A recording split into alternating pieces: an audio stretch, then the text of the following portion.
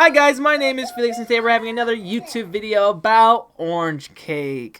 For this recipe we're going to use 5 or 6 Naval Oranges. Depending on oranges you might need more or less. Some oranges are We're then going to squeeze those bad boys and get about a cup of orange juice. After that we're going to strain the pulp from the orange juice. And you know what? If you want to go really crazy with the flavor, add about a tablespoon of orange extract.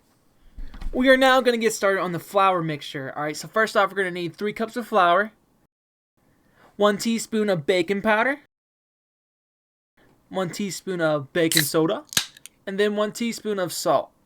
We're then going to mix it up and set it to a side. We are now going to get started on the creamy mixture. So we're going to start off with 1 stick of butter, and we're going to smash that sucker up, make it real nice and soft. Then we're going to add 2 cups of sugar. Then we're going to add 3/4 cups of oil. Then we're going to mix it up with the hand mixer. So we're going to take about 2 or 3 minutes of just straight up mixing. This is so we can aerate the butter and get it real nice and soft. This is what we're going to make our cake really fluffy.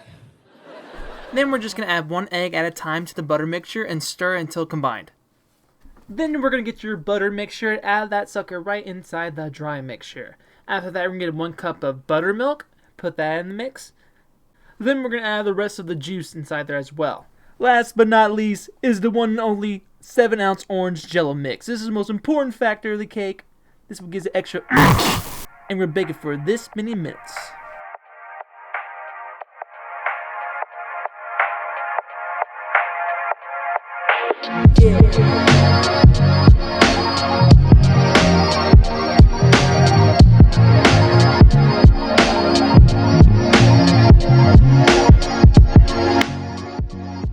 Thank you so much guys for watching. I hope you enjoyed the video and I hope you can spread the love. Peace.